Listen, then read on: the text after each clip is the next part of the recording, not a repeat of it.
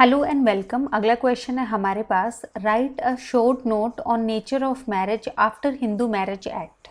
Answer हम start करेंगे introduction से। इंट्रोडक्शन में आएगा कि जो मैरिज है वो सेटल्ड इंस्टीट्यूशन है हिंदूज़ के बीच में विद अ रिलीजियस कैरेक्टर। उसका एक रिलीजियस कैरेक्टर है जो अटैच्ड है इससे इवन ड्यूरिंग वैदिक पीरियड। सो वैदिक पीरियड के दौरान भी जो है एक रिलीजियस कैरेक्टर जो है अटैच था। जो इम्पॉर्टेंस है मैरिज की वो एविडेंट है कि ये जो है लास्ट है, जो हमारे जो 10 संस्कार हैं या सैक्रामेंट्स हैं उनमें से जो लास्ट सैक्रामेंट है जो इंजॉइन किया गया है हिंदू रिलीजन के द्वारा कि वे प्योरीफाई करता है बॉडी को फ्रॉम द इनहेरिटेड टेंट की बॉडी की प्योरीफिकेशंस के लिए जो लास्ट सैक्रीमेंट है वो मैरिज है हमारे पास। इवन आफ्टर द कोडिफिकेशन के बाद भी ये नोट किया जाना चाहिए कि जो सैक्रामेंटल एस्पेक्ट है मैरिज का वो फुली शेड नहीं हुआ है। तो नेचर क्या होगा मैरिज का आफ्टर हिंदू मैरिज एक्ट? तो हिंदू मैरिज एक्ट 1955 ने इंट्रोड्यूस किए हैं डायनामिक चेंजेस हिंदू लॉ में। जो फॉलोइंग फीचर्स हैं ये हैं एक्ट के। पहला आ गया प्रोविजन फॉर डिवोर्स। तो इस एक्ट के अंदर जो हिंदू मैरिज है वो डिसॉल्व की जा सकती है not only on the ground of any fault, मतलब फॉल्ट के ग्राउंड पे ही नहीं किसी भी पार्टी के, बट और किस ग्राउंड पे? म्यूचुअल कंसेंट के ग्राउंड पे भी डिसॉल्व किया जा सकता है। ये ग्राउंड्स जो है हमारे पास ये मेंशन्ड है सेक्शन 13 में और 13B में। नेक्स्ट आ गया इसमें हमारे पास विडो रीमैरिज। दो इनेक्टमेंट जो है of Hindu widows remarriage act 1856, इसके बाद भी जो विडो थी वो अलाउड थी रीमैरी करने के लिए। जो हिंदू मैरिज एक्ट है 1955 का ये क्रिएट नहीं करता है कोई भी बार ऐसी मैरिज पे। ये जो फैक्टर्स हैं ये डाइल्यूट हो गए हैं, इन्होंने डाइल्यूट कर दिया है जो सैक्रामेंटल नेचर है मैरिज का जो ओल्ड हिंदू लॉ के अंदर था, जहाँ पे ये जो है एक इटर्नल यूनियन था। थर्ड आ गया इंटरकास्ट मैरिज। ये जो मैरिजेस हैं ये बार्ड नहीं है एक्ट के द्वारा। जो सेक्शन 29 है एक्ट का वो रेट्रोस्पेक्टिव इफेक्ट देता है इस रूल को और ले डाउन करता है कि जो मैरिज सोलमनाइज हुई है इस एक्ट के कमेंसमेंट से पहले दो पर्सन्स के बीच में जो डेफिनेशन जो है हिंदू की उसके अंडर आते हैं जो वैलिड होगी, ये जो है नहीं मानी जाएंगी उनकी जो शादी है इनवैलिड। किस रीज़न से? कि जो पार्टीज थी वो बिलोंग करती हैं डिफरेंट कास्ट को। फिर आ गया मोनोगेमी हमारे पास। फोर्थ पॉइंट की जो लेजिस्लेशन है वो इन्फोर्स करता है जो लॉ है मोनोगेमी का।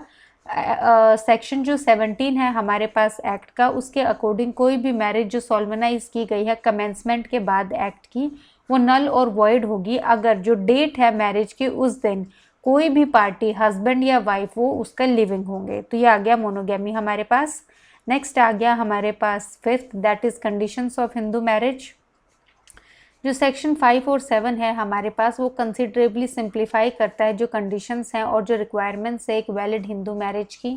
जो स्पिंडा प्रोहिबिशन है दो वो एक्सेप्ट किया गया है, येट जो डिक्री है स्पिंडा जो रिलेशनशिप की वो जो है कर्टेल की गई है। तो हमारे पास 5 और 7 जो है यहाँ पे कंडीशंस बताते हैं।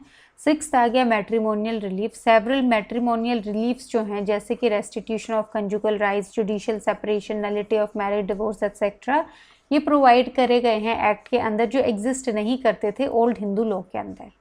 सेवन्थ आ गया लेजिटिमेसी। तो इसमें आ गया हमारे पास सेक्शन 16 जो है एक्ट का वो कन्फर करता है लेजिटिमेसी चिल्ड्रन पे जो बोर्न हुए हैं वॉइड और वॉइडेबल मैरिज से।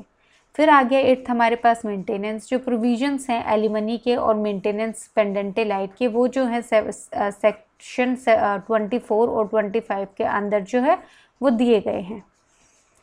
नेक्स्ट आ गया इसमें हमारे पास ninth, that is discretionary power. जो वाइड डिस्क्रिशनरी पावर्स जो हैं वो कन्फर की गई हैं कोर्ट्स पे जो पास कर सकते हैं सूटेबल ऑर्डर्स जो रिलेट करता है कस्टडी से और जो मेंटेनेंस है चिल्ड्रन की ऑफ पार्टीज अंडर जो है सेक्शन 26। तो यहाँ पे इस 26 सेक्शन मेंशन करना है। टेंथ आ गया प्रोहिबिटेड डिग्रीज। जो डाइवर्जेंस है हिंदू जो मिताक्षरा और दयाभागा स्कूल के बीच में प्रोहिबिटेड डिग्रीज को लेके वो जो है रिमूव कर दिया गया है। अब प्रोहिबिटेड डिग्री जो है वो गवर्न की जाता है सेक्शन 3G जो है एक्ट का उसके द्वारा।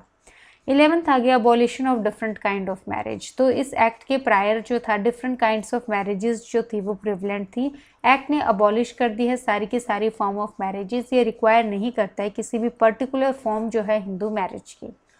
कंक्लूजन आ गया। इसमें हमारे पास बहुत सारे फैक्टर्स और एस्पेक्ट्स जो थे उन्होंने लीड किया है, जो कोडिफिकेशन हुआ है या फिर जो अमेंडमेंट हुआ है ट्रेडिशनल जो कॉन्सेप्ट है हिंदू मैरिज का, और इनेक्टमेंट के बाद जो है हिंदू मैरिज एक्ट 1955 के इनेक्टमेंट के बाद ये आर्ग्यू किया जा सकता है कि जो सैक्रामेंटल नेचर था वो डाइल्यूट हुआ है, जो इसके सेवरल प्रोविजंस हैं एक्ट के उनकी वजह से, लेकिन स्टिल ये टोटली कन्वर्ट नहीं हुआ है कॉन्ट्रैक्ट में उनकी जो स्ट्रिक्ट सेंस है, सेंस ऑफ टर्म में। तो इस क्वेश्चन में जो है 2-3 बातें ध्यान रखने वाली हैं। पहला ये कि हमने 10-15 मार्कर के हिसाब से किया है। दूसरा ये कि अगर ये 5 मार्क्स में क्वेश्चन आता है, आप इंट्रो और जो कंक्लूजन है वो स्किप कर सकते हैं, क्योंकि इसमें जो नेचर के ही जो मेन जो हमारे पास कंटेंट है, that is nature of marriage after जो है HMA, उसके ही हमारे पास जो है 11 पॉइंट्स हैं। तो 11 पॉइंट्स जो हैं वो अगर आप जितना मर्ज़ी छोटा कर सकते हैं, वो आपका लगभग 1.5 पेजेस में तो जो है 2 स्टैंडर्ड शीट्स तो कवर कर ही सकता है। तो यहाँ पे आप क्या कर सकते हैं, आप सिर्फ जो है पॉइंट्स हैं 11 पॉइंट्स वो लिख सकते हैं, उनके जो है उनको 2-2 लाइन में एक्सप्लेन कर सकते हैं। आप इंट्रो कंक्लूजन जो है स्किप कर सकते हैं। हालांकि अगर ये क्वेश्चन 10-15 मार्क्स में आता है तो आपको पूरा एज इट इज़ लिखना है। As it is in the sense की लैंग्वेज थोड़ी सी डिफरेंट हो सकती है, बट पॉइंट्स आप ट्राई कीजिए सेम ही रखें। और ये जो है प्योरली थियोरेटिकल बेस्ड क्वेश्चन है, तो इसमें जो है आपकी बैरेक्ट जिन स्टेट्स में मिलती है वो कहीं भी काम नहीं आएगा। तो आप ट्राई कीजिए कि आप कम से कम हेडिंग्स तो इसकी ज़रूर याद रखें। सो इस क्वेश्चन में बाकी हमने सब कुछ इंक्लूड कर लिया है। So thank you.